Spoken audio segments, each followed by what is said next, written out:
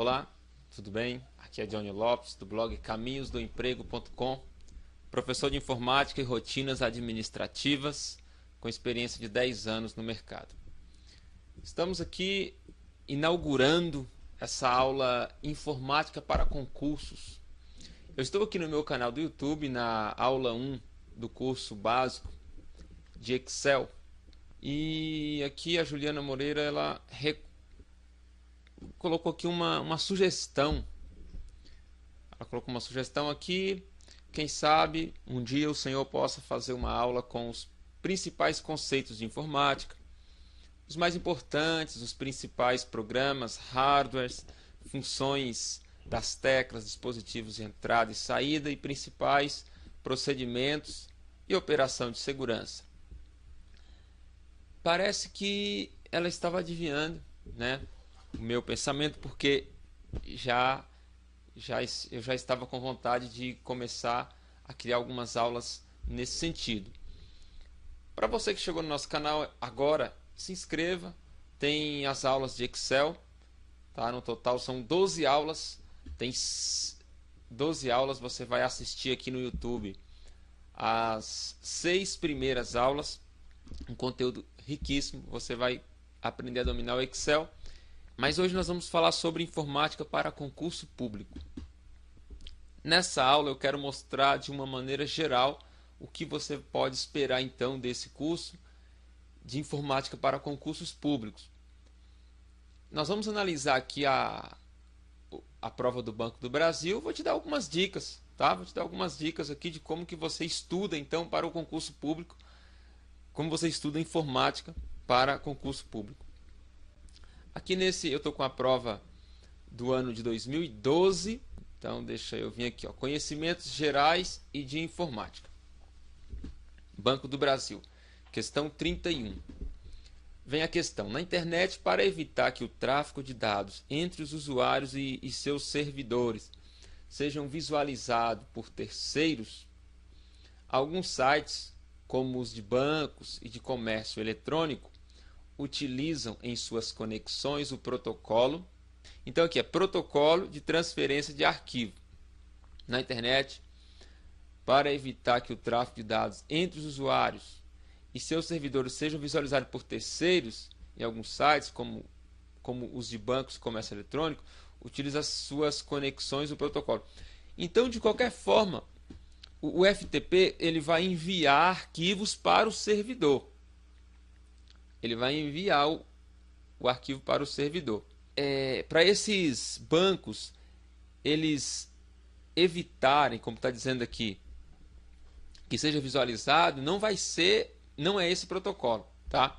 O SMTP, ele é um protocolo de envio de mensagem, tá? Então, ele é um protocolo de transferência de envio de mensagens. É um protocolo utilizado, por exemplo, pelo Outlook, tá? Quando você configura o seu e-mail.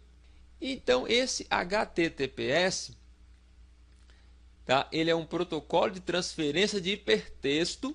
O S você pode entender assim, seguro, tá? Então, esse é o protocolo que atende a nossa questão na internet, para evitar que o tráfego de dados entre os usuários e seus servidores sejam visualizados por terceiros. Alguns sites, como bancos e comércio eletrônico, utilizam em suas conexões o protocolo HTTPS. Tá? Protocolo de transferência de hipertexto. Então, quando você utiliza, por exemplo, aqui, ó, o Facebook. O Facebook, ele não é um site de banco, mas você pode observar o seguinte, que quando você... Vou clicar em sair aqui. Quando você vai entrar, vai acessar, você precisa fornecer o seu e-mail e a sua senha. Então o site, esse protocolo HTTPS, tem até um cadeado, indica que as suas informações estão seguras, tá? Estão seguras. Então, com conhecimento de informática, você vai eliminando, tá? Você precisa conhecer os principais protocolos. Vou preparar uma aula sobre protocolos, uma aula de redes, tá? Só estou aqui mostrando rapidamente aqui Esses dois aqui são protocolos de rede, mas eu não utilizei, não vou me arriscar a falar desses dois aqui. Tá? Eu falei do protocolo de transferência de arquivos, falei do protocolo de envio, tá? Transferência de mensagens, de e-mail, isso aqui. Então, isso aqui é o correio de envio de e-mail. E esse aqui sim é o protocolo de hipertexto, só que seguro. Tá vendo uma sigla SSL, mas depois a gente vai comentar sobre isso. Tá certo? Vamos para 32. Muito utilizado para interagir com a internet, os softwares, navegadores Internet Explorer da Microsoft, Firefox da Mozilla, entre outras características, diferem porque apenas um deles faz o uso de complementos, filtragem ActiveX, protocolos TCP/IP, navegação em private e bloqueador pop-up. Da mesma forma, vamos eliminando aqui. Bloqueador pop-up, todos os navegadores utilizam. Protocolo TCP/IP é um protocolo de transferência, um protocolo de comunicação. O IP é um protocolo de internet. O TCP/IP, todos os computadores, para se comunicarem, eles têm que utilizar esse TCP/IP, tá? É como se um computador não entendesse a linguagem do outro. E aí esse protocolo vai fazer essa interpretação. Na aula de redes a gente vê melhor sobre isso, ou seja, não tem nada a ver com navegadores. Complementos também, praticamente todos os navegadores utilizam complementos. Então ficou entre navegação em private e filtragem ActiveX, tá? Mas voltando também à questão de essa navegação privada, em private seria navegação privada ou anônima. Na verdade, o Internet Explorer ele chama de navegação em private e, por exemplo, o Chrome, navegação anônima, é a mesma coisa, tá? Não que o seu IP fique oculto de sites, mas realmente você vai ter uma privacidade na navegação em relação ao histórico, aos cookies. Quando você fechar a janela, eles serão excluídos e não vai deixar rastro, não vai deixar vestígio das páginas que você acessou, tá? A resposta certa aqui é filtragem ActiveX, mas aí em uma outra aula a gente vai explicar melhor o que é isso. Mas saiba desde já, o único navegador que usa esse sistema ActiveX é o Internet Explorer da Microsoft, tá? Então essa aqui a resposta seria a B.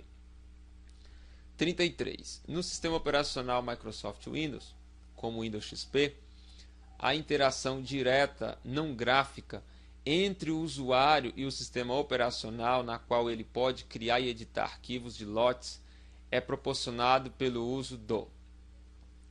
Aí vem aqui teclado virtual, Windows Update, Microsoft Access, prompt de comando e Windows Movie Make. Então isso aqui você vai por eliminação também. Eu sempre começo de baixo para cima. O Windows Movie Make no Windows XP serve para você criar edição de vídeo, tá?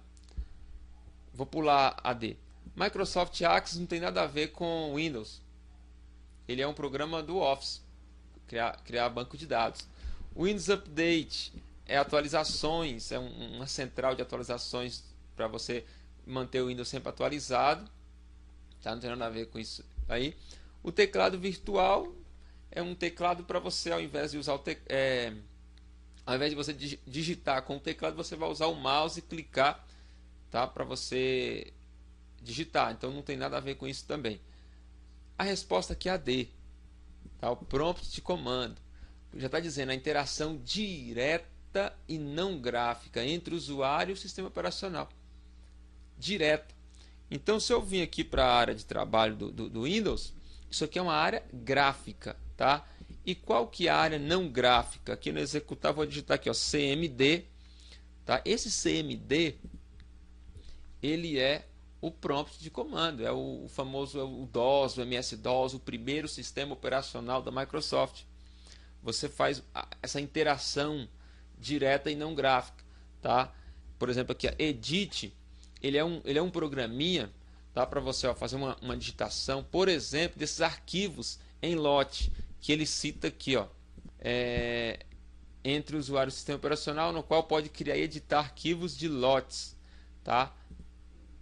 Em nossas aulas vamos ver depois o que é arquivo em lote. Eu vou preparar uma aula completa de informática com os principais conceitos, tá? Dessas que eu fui encontrando nessas provas. Essa eu abri hoje, não deu tempo, tá? De eu estudar ela, deu para me preparar aquela aula para você. Eu estou indo aqui dentro do meu conhecimento, todo mundo precisa fazer reciclagem, eu não sei de tudo, tá? Então tem coisas aqui que eu lembro assim, tem coisas que eu prefiro não arriscar. Então, aquilo que eu souber eu vou falar. Aquilo que eu não tiver certeza eu vou te falar, ó, eu vou pesquisar mais e depois vou te ensinar porque não existe o sabe tudo, ok? Então eu vou sair aqui desse programinha. Resposta prompt de comando. 34. O sistema operacional Linux, com suas interfaces gráficas cada vez mais estáveis e amigáveis para o usuário, utilizam, entre outros, a suíte de aplicativos para escritório. Eu não uso o Linux, tá? Não tenho intimidade com o Linux. Estudo, tá? Algumas coisas porque a gente precisa estar atualizado. Sou técnico em informática, eu preciso saber. Então, mas vamos lá. Tem alguns nomes aqui, Labo Solute for Office, Avira Premium for Office. Avira é um antivírus. Isso aqui eu nunca ouvi falar disso aqui, tá? Borland Office e Security Office. Isso aqui vem de segurança, isso aqui não sei, tá? A versão é LibreOffice. Eu conheço essa versão. Tem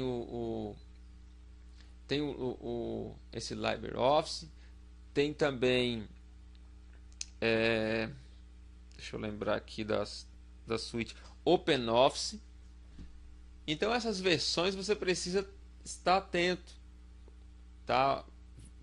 Porque sempre vai cair alguma coisa de Linux. Linux ele é um sistema operacional de código aberto, um software livre, a pessoa não precisa pagar a licença para o uso, tá? Já o Windows você tem que pagar.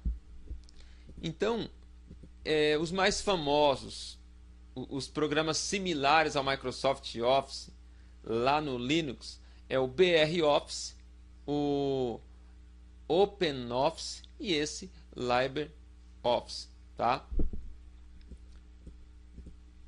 Vamos para a próxima.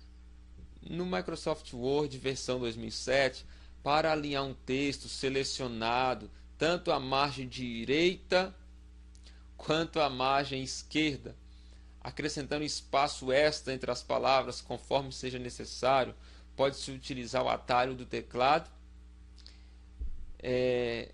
Então aqui essa narrativa se trata do comando justificar.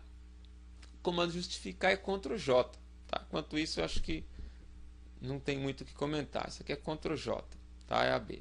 37. A figura a seguir apresenta um slide criado no aplicativo PowerPoint versão 2007 com um texto selecionado. Está aqui, programa de recuperação, tal. Após aplicar o comando converter em Smart Art ao texto selecionado e logo em seguida um estilo de efeito moderado ao elemento gráfico gerado, o resultado apresentado foi o seguinte: me apareceu isso aqui, tá? Apareceu isso aqui. Analisando-se esse resultado, conclui-se que o elemento gráfico Smart Art utilizado foi, aí está aqui, ciclo básico, radial divergente, setas divergente e vem básico. Aqui, quem utiliza PowerPoint, ótimo, já vai de cara saber que isso aqui é um ciclo básico. Quem está acostumado a utilizar. Quem nunca, e agora? O que eu vou fazer? Faz tempo que eu acessei o PowerPoint. Então, basta você ver que aqui nós temos aqui, por exemplo, programa de recuperação, compras seletivas, depois revisão do parque instalado, movimentação linear, tal. Então isso aqui ele é um ciclo como se fosse um ciclo. A pessoa fala ciclo de venda, ciclo de compra. Isso é um ciclo, é algo que não ele não se acaba, porque quando ele chega aqui num projeto estruturado, ele volta para a compra seletiva de novo. É um ciclo, a máquina tem que estar sempre em movimento, tá? Aí você vai para radial. Radial, você imagina ali um raios, sei lá, né, algo assim de uma, como que eu posso dizer? Raios de uma bicicleta, de uma moto. Então, o desenho seria diferente, tá? Esses raios, né? Setas. Se tem aqui seta, tem, mas tem esse círculo, então logo não é seta. Se é seta, é seta. Tá aqui seta divergente, não tem só seta, então elimina. Esse vem básico aqui, aí você vai ter que lembrar, aí já é mais complicado, né? Sei lá, de aulas lá de matemática, porque o diagrama de Venn, né? Aqueles diagramas que servem para conjunto, geralmente uma intersecção, aí logo isso aqui também não atende isso aqui. Agora, o melhor mesmo é antes da prova, você pegar uma prova como essa, é você abrir o PowerPoint, você abre o PowerPoint, você cria uma listinha aí rapidamente, e aqui no grupo, se você for aqui no grupo inserir, aqui eu tenho Smart Art, só que esse Smart Art é para mim inserir tá? Eu vou inserir aqui vou escolher um modelo aqui e vou começar a fazer, tá? Por exemplo. Mas aqui está pedindo para converter. Ao aplicar o comando converter em Smart Art. Esse comando ele vai estar aqui em página inicial, converter em Smart Art. Clicando aqui em converter, aí tem várias opções. Esse é o ciclo básico. Ó, cliquei aqui. Ó, tá? Ciclo básico. Voltando, inserir Smart Art. Aqui tem todos. Aqui você pode, por exemplo, aqui ó, nesses processos, ó, lista, ciclo, matriz de ciclo, radial. Ó o radial básico aqui, por exemplo, que ele falou lá. Radial divergente. Radial divergente. Tá? Então, tem aqui o básico, tá? O básico, e tem aqui o divergente. Então, ele do meio emana. Ó, são os raios, igual eu falei, sei lá, da bicicleta. Então, colocar no desenho na cabeça, conhecer as figuras geométricas, as suas formas, é uma maneira. É uma maneira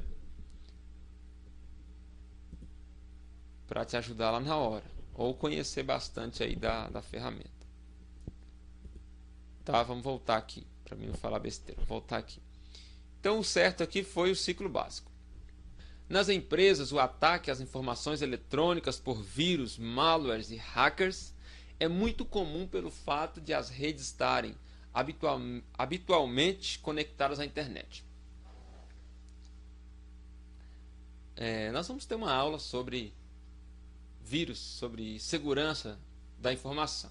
Tá? Então não vou explicar isso aqui ainda. Para proteger suas informações, entre outras atitudes relacionadas à segurança, as empresas devem, aí está aqui, criar dados virtuais para atrair esses ataques. B. Limitar a quantidade de mensagens que trafegam pela internet. C. Efetuar cópias periódicas de suas bases de dados. D. Proibir o uso da internet em todos os setores produtivos. Ou E. Proceder à atualização da base de dados após o expediente normal. Isso aqui a resposta você pode ir por eliminação também, criar dados virtuais para atrair esses ataques. Então seu objetivo é prevenir como você vai atrair. Então está errado. Limitar a quantidade de mensagens que trafega pela internet, impossível. Isso é limitar o crescimento da empresa. Como você vai limitar, né? Se precisar mandar 1000 mensagens, vai mandar 1000 mensagens, 2000, 2000. Então não tem como limitar, limitou o crescimento da empresa. Deixa ser aqui. D. Proibir o uso da internet em todos os setores? Impossível também, né? quem quer produção hoje em dia tem que ter a internet. Embora muitas empresas, o TI, ele não literalmente proíbe, mas trava que a pessoa não consegue acessar nada.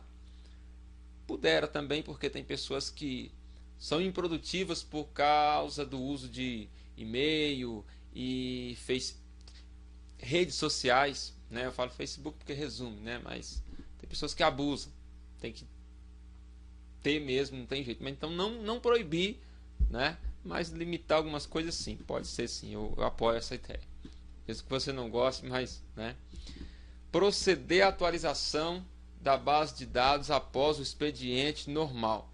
Ele vai atualizar a base de dados após o expediente e se acontecer alguma coisa no meio, né? Então, o correto aqui, efetuar cópias periódicas de suas bases de dados. Aqui entra aquele conceito de backup. Backup sempre é cópia de segurança. Isso todas as provas de concurso público, em todas, você vai ouvir falar dessa questão, tá? Às vezes não vem dessa maneira, mas ela vai vir de outras formas, porque o bem mais precioso de uma empresa são os seus clientes, é a base de dados. Alguém pode chegar e tirar tudo da empresa, mas se ela tem a base dos clientes, ela pode recomeçar. E se tirar os seus clientes, aí ela vai ter que, aí perdeu-se a sua história. Então isso aqui é o bem mais precioso de uma empresa. O que é o cliente? É a base de dados. Então isso aqui tem que ser tratado, tá, de maneira... Tanto é que a segurança da informação é uma área que mais cresce hoje. Tá? Então é isso aqui. 40, no Microsoft Word, a versão 2007, o guia referências, oferece por padrão o comando. Agora isso aqui eu vou te dar uma dica. Tá? Isso aqui você entra, por exemplo, lá você entra aqui no Excel, vai em página, desculpa, no Word, vai em página inicial e olha tudo. Vai inserir, olha tudo. Vai em layout de página, olha tudo. Isso antes das provas, em todos os programas. Procura olhar e fazer, porque realmente essa é uma questão, voltando aqui, essa aqui é uma questão um pouco difícil, porque a guia referência oferece por padrão o comando. Então todos esses comandos aqui vão parecer que é lá que está. Se você não estiver atento, ou utilizando com muita frequência, eu mesmo que dou aula, eu posso passar batido nessa questão. Eu posso vir aqui, é definir idioma, é visualizar resultados, é controlar, tal, tá certo? Porque não tem como gravar tudo, tá? Então você precisa fazer isso, estar constantemente, tá? Analisando. Mas ele está falando ali do guia referências, Word, referências, e tá aqui, ó, marcar citação. A descrição tá ali, adicionar o texto selecionado como uma entrada no índice de autoridades. Eu crio alguns e-books, então eu utilizo isso aqui, por isso que eu lembro, mas posso passar batido, tá? Tanto é que tem tem um tópico que eu coloquei no blog lá, Caminhos do Emprego, que eu falei que em todas as provas, que eu fiz 4 provas de concurso público, eu falei que eu não tenho dificuldade na informática, embora em um deles, se eu não me engano, eu errei uma ou foi 2. Parece que foi uma, né? Porque eu não admito erro, não porque eu quero ser o dono da verdade, mas porque eu estou sempre mexendo com isso, tá? Então parece que eu errei uma questão em um desses concursos e isso foi muito complicado. Mas enfim, compensou o último que eu fiz, eu acertei de 30 questões, eu acertei as 30 porque era uma prova era uma prova para técnico em informática e 25 questões teórica e mais 5 práticas, né? Eu acertei 100%. Isso abrindo aqui um parênteses, respeitando todas as religiões, isso eu agradeço a Deus, tá? Só ele pode fazer isso no ser humano, porque a sabedoria vem dele, né? E eu louvo a Deus porque eu consegui acertar as 30 questões. Isso é coisa de Deus, porque de mim mesmo eu não conseguiria, tá? mas a dedicação, a persistência. Isso aqui eu estou falando da informática para concursos públicos, tem muitas outras questões que você vai buscar em sites específicos, tá? O que a gente poder fazer para estar ajudando, nós faremos, porque lá no Caminhos do Emprego eu coloquei lá um tema sobre concurso. Eu vou estar postando dicas de outros profissionais com experiência em suas áreas, e cada um vai lhe explicar o que eles dominam. O que eu domino é informática, estou te passando informática. Aqui quem falou foi Johnny Lopes, caminhosdoemprego.com, curso excelvba.com, curso Excel básico. Um abraço e até a próxima.